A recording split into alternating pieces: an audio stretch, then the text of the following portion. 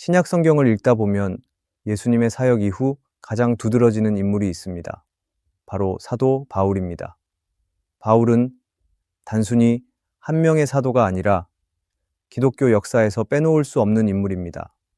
신약 성경의 절반 이상을 기록하였고 그의 사역을 통해 복음이 유대인에서 이방인에게로 확장되었습니다.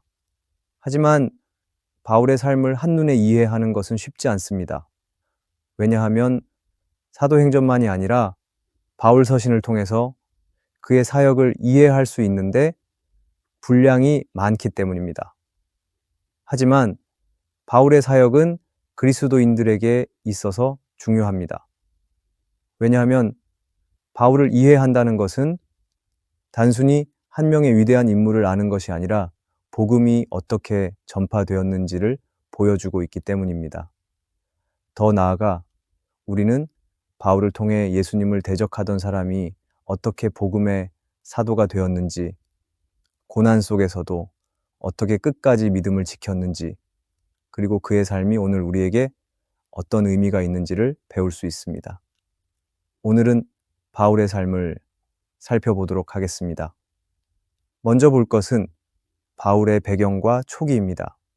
바울은 유대인이면서도 로마 시민권을 가진 특별한 사람이었습니다. 그는 길리기아 지역의 다소에서 태어나 성장하였으며 어려서부터 철저한 유대 교육을 받았습니다. 당시 유대 사회에서는 자녀에게 율법을 가르치는 것이 매우 중요하게 여겨졌고 바울 역시 어려서부터 성경과 율법을 익히며 성장하였습니다. 그는 바리새인 가문에서 태어났고 유대인들 가운데서도 율법을 가장 엄격하게 지키는 삶을 살았습니다. 특히 그는 당대 최고의 율법 교사였던 가말리엘 문화에서 교육을 받으며 율법과 전통을 철저히 익혔습니다. 바울은 젊은 시절부터 신앙에 대한 열정이 남달랐고 율법을 지키는 것이 하나님을 기쁘시게 하는 길이라고 확신하며 살았습니다. 또한 그는 로마 제국의 시민권을 가지고 있었기에 당시의 많은 유대인들과는 다른 특별한 지위를 가지고 있었습니다. 로마 시민권은 정치적, 법적 혜택을 제공하는 것이었으며 이는 이후 바울이 복음을 전하는 과정에서 중요한 역할을 하게 됩니다. 하지만 바울이 처음부터 복음을 받아들인 것은 아니었습니다. 오히려 그는 예수를 믿는 사람들을 핍박하는 데 앞장섰고 그 누구보다도 강한 열정을 가지고 초대교회를 박해하는 일에 헌신하였습니다. 그리고 바울은 초대교회를 박해하는 것이 하나님을 위한 일이라고 확신하며 살았습니다. 당시 그는 예수님을 따르는 무리가 유대교의 전통과 율법을 위협하는 존재라고 생각했고 그들을 없애야 한다는 강한 사명감을 가지고 있었습니다. 그래서 바울은 예수님을 믿는 사람들을 잡아들이기 위해 예루살렘에서 다메섹까지 가는 길에 오르게 됩니다. 그러나 그 길에서 예상치 못한 일이 일어났습니다. 갑자기 하늘에서 강한 빛이 비추었고 그는 땅에 엎드러질 수밖에 없었습니다. 그 순간 그는 분명한 음성을 들었습니다. 사울아, 사울아, 네가 왜 나를 박해하느냐? 바울은 깜짝 놀라며 이 음성이 누구의 음성인지를 물었습니다. 그러자 음성은 나는 네가 박해하는 예수이다 라고 대답하였습니다. 그 순간 바울은 자신이 지금까지 살아왔던 신앙의 방향이 완전히 잘못되었음을 깨닫게 되었습니다. 그는 하나님을 위한다고 하며 예수님을 대적했지만 오히려 예수님이 참된 주인이셨고 자신이 하나님을 대적하는 자리에 서 있었다는 사실을 알게 된 것입니다. 그리고 강한 빛 앞에서 바울은 시력을 잃었고 사람들의 손에 이끌려 다메섹으로 들어가야만 했습니다. 그는 사흘 동안 아무것도 보지 못한 채 음식도 먹지 않고 지냈습니다. 그는 인생에서 가장 중요한 변화를 경험하는 시간이었습니다. 하나님께서는 아나니아라는 제자를 통해 바울을 다시 보게 하셨고 성령을 받게 하셨습니다. 바울은 그 자리에서 세례를 받고 이제는 예수님을 따르는 삶을 시작하게 되었습니다. 다메섹 도상에서의 회심은 바울의 인생을 바꾸었습니다. 이전에는 예수님을 믿는 사람들을 박해하는 것이 자신의 사명이라고 확신했지만 이제는 예수님이야말로 참된 구원자이시며 자신이 그 복음을 전해야 할 사람이라는 사실을 깨닫게 되었습니다. 바울의 회심은 단순한 신념의 변화가 아니라 삶의 모든 방향이 바뀌는 전환점이었습니다. 회심 후 바울은 즉시 다메섹에서 예수님을 전하기 시작했습니다. 사람들은 그가 예수님을 반대하던 사람이었기 때문에 처음에는 그의 변화를 쉽게 받아들이지 못했습니다. 하지만 바울은 거침없이 예수님이 하나님의 아들이심을 증거하였고 그로 인해 유대인들의 강한 반발을 사게 되었습니다. 결국 그는 위험을 피하기 위해 밤에 광주리를 타고 성벽을 내려가 도망쳐야 했습니다. 이후 바울은 예루살렘으로 가서 예수님의 제자들을 만나려고 했지만 제자들은 그를 쉽게 받아들이지 못했습니다.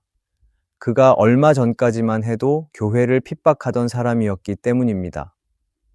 그러나 바나바가 나서서 그의 변화를 증언하며 바울이 진정으로 회심하였음을 알렸습니다.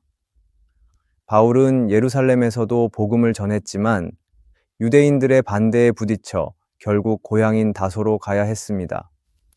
그는 다소에서 조용히 지내면서도 하나님께서 맡기실 사명을 기다렸습니다.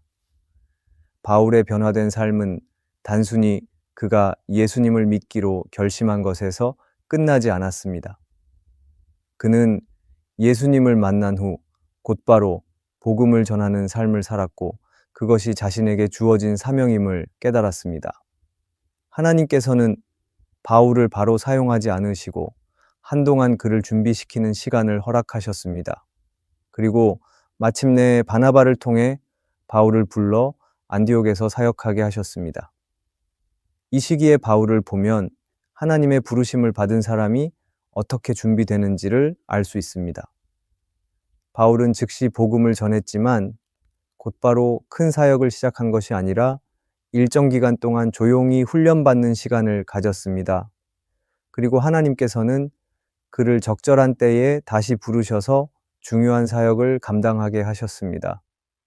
이 말씀이 우리에게 말하는 것은 오늘날 우리도 하나님께 쓰임받기를 원하지만 때로는 바울처럼 기다리는 시간이 필요하다는 것입니다. 비록 그 시간은 힘들고 외로울 수도 있지만 우리는 그 시간이 헛된 것이 아니라 하나님께서 우리를 더 온전하게 준비시키시는 과정임을 기억해야 합니다. 기다림 끝에 바울은 안디옥에서 사역을 시작하였습니다. 안디옥 교회는 유대인과 이방인들이 함께 신앙을 나누던 곳이었습니다.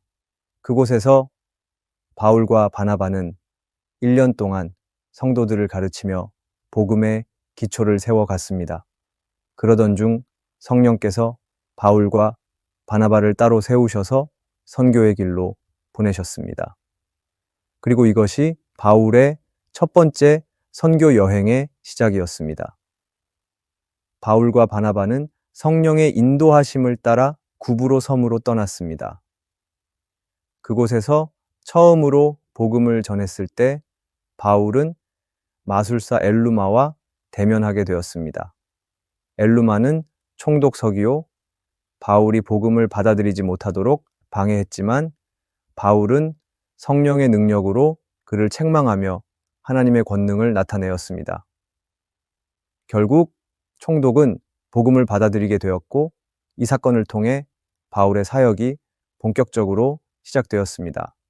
그 후 바울과 바나바는 비시디아 안디옥, 이고니온, 루스드라 등 여러 지역을 다니며 복음을 전했습니다. 그러나 그 과정이 순탄하지만은 않았습니다. 많은 사람들이 복음을 받아들였지만 유대인들의 강한 반대와 핍박도 있었습니다. 특히 루스드라에서는 바울이 돌에 맞아 거의 죽을 뻔한 일도 있었습니다. 하지만 그는 끝까지 복음을 전하는 일을 멈추지 않았습니다. 첫 번째, 선교 여행을 통해 바울은 이방인들에게도 복음이 전해져야 함을 확신하게 되었습니다. 그는 단순히 복음을 전하는 것에서 그치지 않고 믿는 자들이 모여 교회를 이루도록 도왔습니다. 또한 세운 교회들이 신앙을 지켜갈 수 있도록 장로들을 세우며 조직을 갖추게 했습니다. 바울의 첫 번째 선교 여행은 단순한 전도가 아니라 하나님의 나라를 확장하는 중요한 사역이었습니다. 이를 통해 우리는 하나님께서 한 사람을 부르실 때 단순히 개인의 변화에 그치는 것이 아니라 그를 통해 수많은 사람들에게 복음이 전해지는 역사를 이루신다는 것을 알 수 있습니다. 하나님께서는 오늘날에도 우리를 부르시고 각자의 자리에서 복음을 전할 사명을 주고 계십니다. 바울처럼 하나님께서 맡기신 사명을 감당하는 삶을 살아가는 것이 중요합니다. 그렇게 바울이 첫 번째 선교 여행을 마치고 안디옥으로 돌아왔을 때 이방인들에게 복음이 전파되는 것에 대해 논란이 일어나기 시작했습니다. 당시 많은 유대인들은 구원을 받으려면 예수님을 믿는 것뿐만 아니라 모세의 율법도 지켜야 한다고 주장했습니다. 즉, 이방인들도 할례를 받고 유대교의 율법을 따르는 것이 마땅하다는 것이었습니다. 하지만 바울과 바나바는 이에 대해 강하게 반대했습니다. 예수 그리스도를 믿음으로 얻는 구원이 율법의 행위로 완성되는 것이 아니라 오직 은혜로 주어진다는 사실을 강조했던 것입니다. 이 문제를 해결하기 위해 예루살렘에서 중요한 회의가 열렸습니다. 예루살렘 교회의 지도자들과 사도들이 모여 이방인들에게도 율법의 멍에를 지워야 하는지 논의하였습니다. 이때 베드로는 하나님께서 이미 이방인들에게도 성령을 부어주셨다는 사실을 증언하며 구원은 율법의 행위가 아니라 오직 은혜로 가능하다는 점을 강조했습니다. 또한 바울과 바나바도 자신들이 이방인들 가운데서 행한 사역을 설명하며 하나님께서 직접 이방인들에게도 구원의 문을 여셨음을 증거했습니다. 여기에서 회의의 결론은 분명했습니다. 그것은 이방인들이 예수 그리스도를 믿는 것만으로도 충분하며 그들에게 모세의 율법을 강요할 필요가 없다는 것이었습니다. 다만 우상의 제물과 음행을 피하고 피까지 함께 먹는 것과 같은 몇 가지 기본적인 규율만을 따르도록 권면했습니다. 이는 당시 유대인과 이방인이 함께 신앙을 나누는 과정에서 조화를 이루기 위한 결정이었습니다. 이 회의는 기독교 역사에서 매우 중요한 전환점이 되었습니다. 만약 이방인들이 유대인의 율법을 따라야만 구원을 받을 수 있었다면 기독교는 하나의 유대교 분파로 남았을 것입니다. 그러나 이 회의를 통해 복음이 민족과 문화의 경계를 넘어서 전해질 수 있는 길이 열렸습니다. 바울은 이 결정을 바탕으로 더욱 확신을 가지고 이방 선교를 지속해 나갔습니다. 예루살렘 회의를 통해 복음이 모든 사람에게 열려 있다는 사실이 공적으로 인정되었고 이를 통해 바울의 사역은 더욱 힘을 얻게 되었습니다. 바울은 예루살렘 회의를 통해 복음이 유대인의 율법과 상관없이 이방인들에게도 열려 있다는 사실을 공식적으로 인정받았습니다. 이제 그는 더 넓은 지역으로 복음을 전할 준비를 하게 되었습니다. 그래서 바울은 첫 번째 선교 여행에서 세운 교회들을 다시 방문하며 성도들을 격려하고 복음의 진리를 더욱 견고하게 세우고자 했습니다. 하지만 이 과정에서 바나바와 의견 차이가 생겼습니다. 바나바는 첫 번째 선교 여행에서 함께했던 마가를 다시 데려가길 원했지만 바울은 마가가 이전에 중도에 떠났던 일을 문제 삼으며 반대했습니다. 결국 두 사람은 각자의 길을 가기로 했고 바울은 실라와 함께 두 번째 선교 여행을 떠나게 되었습니다. 두 번째 선교 여행에서 바울은 먼저 소아시아 지역을 순회하며 이전에 세운 교회들을 방문했습니다. 그리고 이 과정에서 디모데를 만나 그를 동역자로 삼았습니다. 디모데는 믿음이 깊고 신실한 사람이었기에 바울은 그를 영적인 아들처럼 여기며 함께 사역을 하게 되었습니다. 그러나 바울은 예상했던 것과 다르게 소아시아 지역에서 선교의 문이 열리지 않았습니다. 그는 더 많은 지역에서 복음을 전하고자 했지만 성령께서는 그의 길을 막으셨습니다. 그러던 중 바울은 밤에 환상을 보게 되었는데 한 마게도냐 사람이 나타나 우리에게 와서 도와주십시오 라고 간절히 요청하는 것이었습니다. 바울은 이것이 하나님의 뜻임을 확신하고 아시아가 아닌 유럽으로 향하게 되었습니다. 그렇게 바울의 선교팀은 마게도냐 지역의 첫 도시인 빌립보에 도착했습니다. 그곳에서 바울은 유럽에서 처음으로 복음을 전하게 되었고 강가에서 기도하던 루디아라는 여인을 만나게 되었습니다.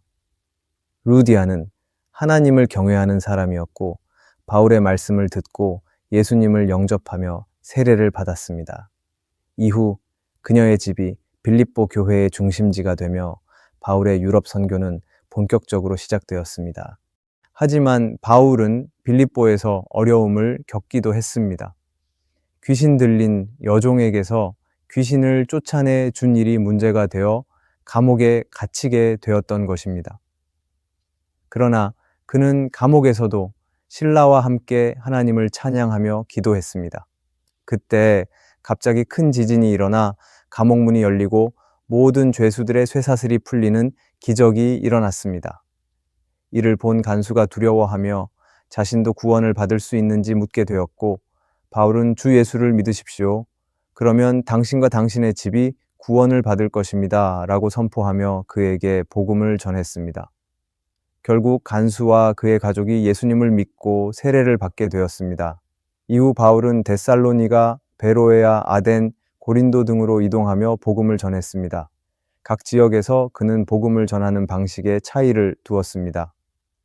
유대인들에게는 구약 성경을 통해 예수님을 증거했고 이방 철학자들이 있는 아덴에서는 그들이 이해할 수 있는 방식으로 창조주 하나님을 설명하며 복음을 전했습니다. 바울의 두 번째 선교 여행은 단순한 지역 확장이 아니라 유럽에 복음이 본격적으로 전해지는 중요한 계기가 되었습니다. 그리고 이 모든 과정이 바울의 계획이 아니라 하나님의 인도하심 속에서 이루어졌음을 우리는 볼 수 있습니다. 바울이 소아시아에서 복음을 전하려 했을 때 하나님께서 그의 길을 막으셨지만 결국 더 큰 계획을 이루셨습니다. 우리도 때로는 우리가 계획한 길이 막힐 때가 있습니다. 하지만 그것이 끝이 아니라 하나님께서 더 좋은 길로 인도하고 계심을 믿어야 합니다. 바울처럼 하나님의 뜻에 민감하게 반응하고 주님이 인도하시는 길을 신뢰하며 나아갈 때 하나님께서는 우리의 삶을 통해 더 크고 놀라운 일을 이루실 것입니다.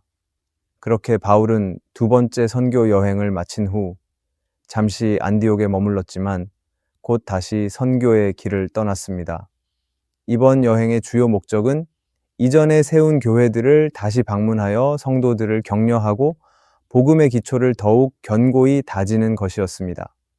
하지만 이번 여정에서 가장 중요한 사역지는 에베소였습니다. 에베소는 소아시아에서 가장 중요한 도시 중 하나로 상업과 종교의 중심지였습니다. 특히 아데미 여신을 숭배하는 거대한 신전이 있어 우상 숭배가 깊이 뿌리내린 곳이었습니다.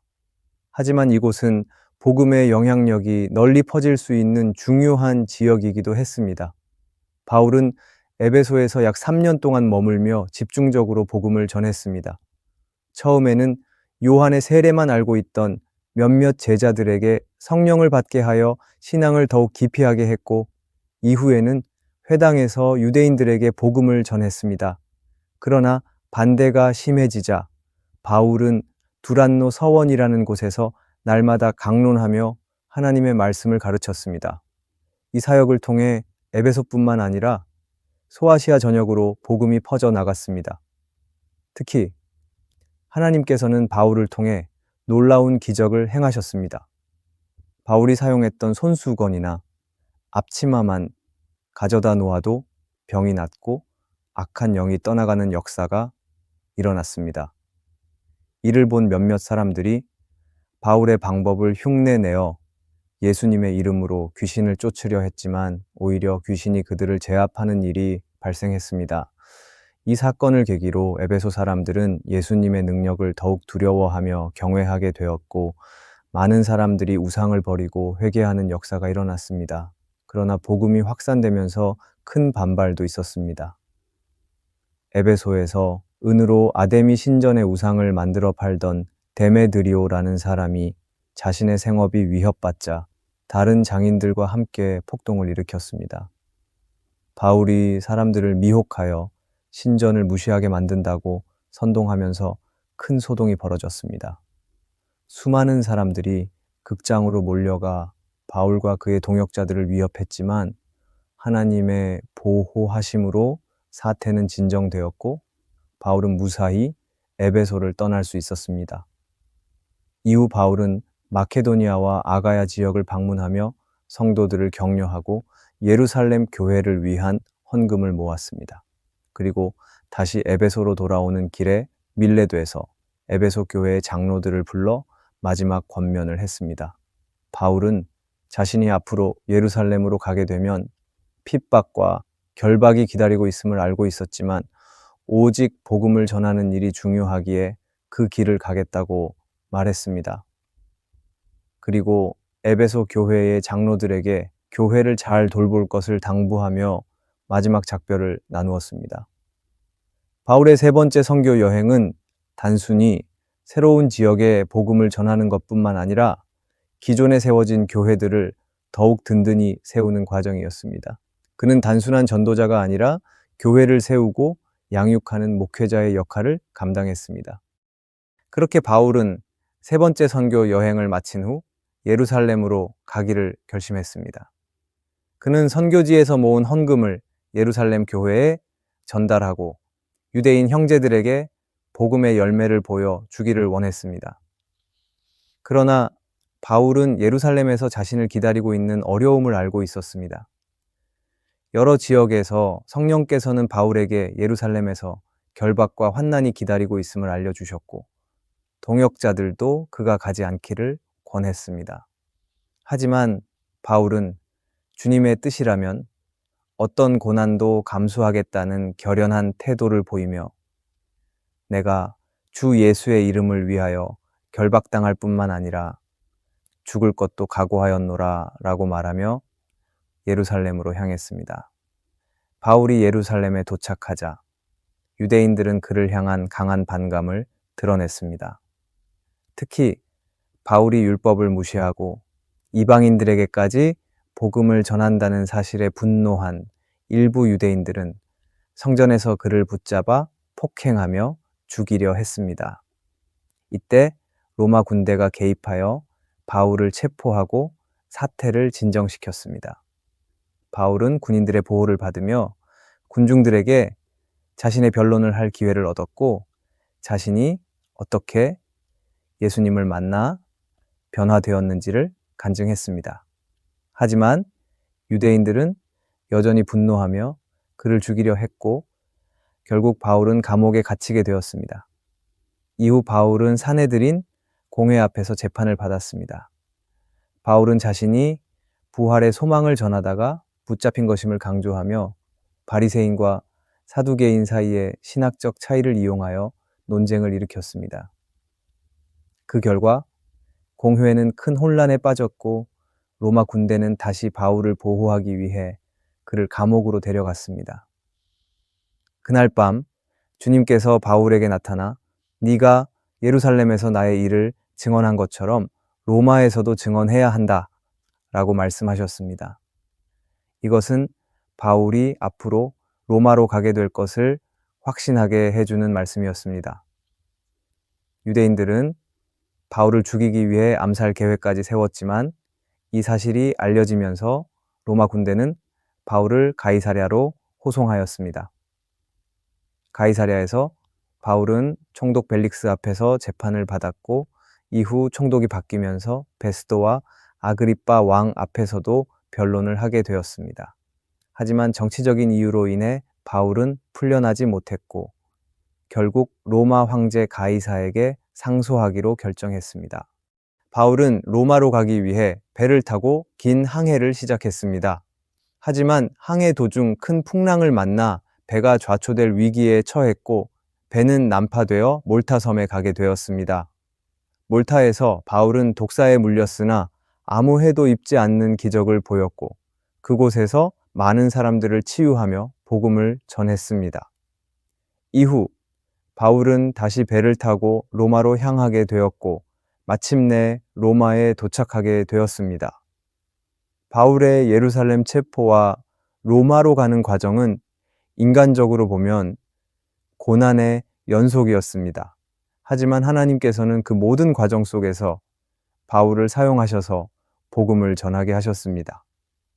바울은 감옥에서도 재판정에서도 풍랑 속에서도 그리고 몰타 섬에서도 하나님의 말씀을 전하는 사명을 감당했습니다. 결국 로마에 도착한 바울은 황제의 재판을 기다리며 비교적 자유로운 상태에서 지낼 수 있었습니다. 그는 군인들에게 감시를 받으며 가택 연금 상태에 있었지만 복음 전하는 일을 멈추지 않았습니다. 바울은 유대인 지도자들을 불러 복음을 전하며 예수 그리스도가 구약의 예언을 성취한 메시아임을 증거하였습니다. 어떤 이들은 복음을 받아들였지만 여전히 많은 유대인들이 바울의 말을 거부하였습니다. 그러나 바울은 낙심하지 않고 이방인들에게 더욱 적극적으로 복음을 전했습니다. 그는 많은 방문객을 맞이하며 말씀을 가르쳤고 함께 기도하며 교회를 세워갔습니다. 이 기간 동안 바울은 에베소서, 빌립보서, 골로사에서, 빌레몬서와 같은 서신을 기록하였으며 이는 오늘날까지도 교회에 큰 가르침을 주고 있습니다. 그리고 바울은 디모데후서를 기록하였는데 이때 바울은 자신의 죽음을 직감하고 있었습니다. 그는 나는 선한 싸움을 싸우고 나의 달려갈 길을 마치고 믿음을 지켰다라고 고백하며 하나님께서 예비하신 의의 면류관을 바라보았습니다. 바울은 죽음을 두려워하지 않았습니다. 오히려 그는 자신의 삶을 하나님께 드리는 제물로 여기며 마지막까지 복음에 대한 소망을 붙잡고 있었습니다. 전승에 따르면 바울은 네로 황제의 박해 속에서 순교를 당하였습니다. 로마 시민권을 가진 바울은 십자가형이 아닌 참수형을 당한 것으로 알려져 있습니다. 바울은 세상의 시선으로 보면 비참한 결말을 맞이한 것처럼 보일 수도 있습니다. 그러나 그는 이미 승리의 확신을 가지고 있었습니다. 그는 내게 사는 것이 그리스도니 죽는 것도 유익함이라 라고 고백했던 것처럼 자신의 생명보다 복음을 더 소중하게 여겼습니다. 바울의 생애를 돌아볼 때 그는 철저히 하나님의 부르심에 순종한 사람이었습니다. 그는 자신의 계획이 아니라 하나님의 뜻을 따라 살았고 끝까지 복음을 전하는 일에 헌신했습니다. 바울이 보여준 믿음과 헌신은 오늘날 우리에게도 중요한 도전이 됩니다. 우리는 때때로 신앙의 길이 어렵고 복음을 전하는 것이 부담스럽게 느껴질 수도 있습니다. 하지만 바울처럼 하나님의 부르심을 따라 나아갈 때 하나님께서는 우리의 삶을 통해 놀라운 일을 이루십니다. 바울은 감옥에서도 박해 속에서도 심지어 죽음 앞에서도 복음을 전하는 일을 멈추지 않았습니다. 우리도 주어진 삶의 자리에서 하나님께서 맡기신 사명을 끝까지 감당해야 합니다. 바울의 마지막 고백처럼 우리도 믿음을 지키며 하나님 앞에서 승리의 삶을 살아가기를 소망합니다. 하나님께서 우리에게 맡기신 사명을 끝까지 감당할 때 바울이 받았던 의의 면류관이 우리에게도 예비되어 있을 것입니다. 오늘의 말씀이 은혜가 되셨다면 댓글에 아멘이라고 적어주시면 감사하겠습니다. 여러분들이 남겨주시는 댓글은 정말 큰 힘이 됩니다. 그리고 여러분들이 눌러주시는 좋아요와 구독도 큰 힘이 됩니다. 오늘도 함께 해주셔서 감사합니다.